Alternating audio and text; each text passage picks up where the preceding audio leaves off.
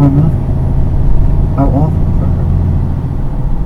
And it's not as if my mother had to go scrub floors or stand under Lily Marlene's street lamp to feed her bastard son, Castillo said, just a little thickly.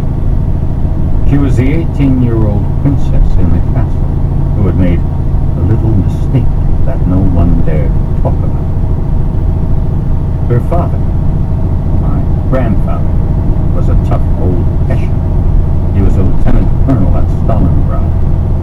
He was one of the, quote, lucky ones, unquote, the really seriously wounded who were evacuated just before it fell.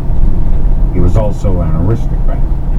The family name is Bonensuk-Gossinger. Not just Bon and not just Zu. Both. That sort of thing is important in the Almanach de Gotha. You sound as if you didn't like him. Actually, I liked him very much. He was kind to me. What I think now is that he wasn't all that unhappy that an American, a Mexican-American with a name like Jorge Castillo, had not come back to further pollute the Bonensuk-Gossinger bloodline. He met her eyes again, quickly averted them again, and reached for the other full martini glass. She snatched it away before his hand touched it. You've had enough, she said. That decision is mine, don't you think? Castillo asked, not very pleasantly. She glowered at him. Then she put the glass to her mouth and drained it. Not anymore. It's not. You're out of your mind. Pass on. Finish the story. How the hell am I going to get you home? Finish the story. That's it. How did you wind up in San Antonio? Oh. Yeah. Oh. He shrugged. Well, my grandfather and my uncle Willie went off a bridge on the Autobahn, and that left my mother and me alone in the castle. Why didn't your mother try to get in contact with your father?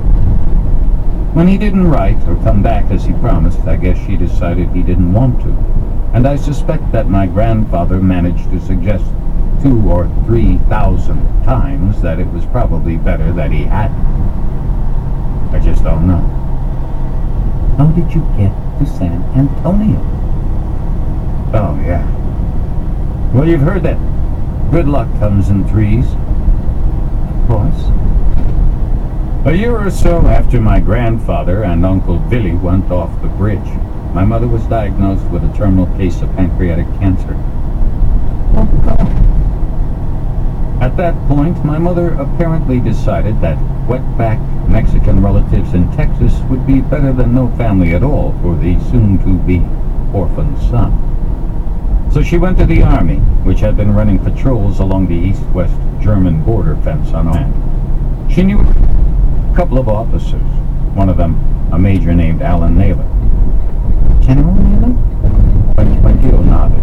She He's a friend of my father's. Not surprised, Castillo said. Anyway, Naylor was shortly able to tell her the reason that my father had not come back as promised was because he was interred in the National Cemetery.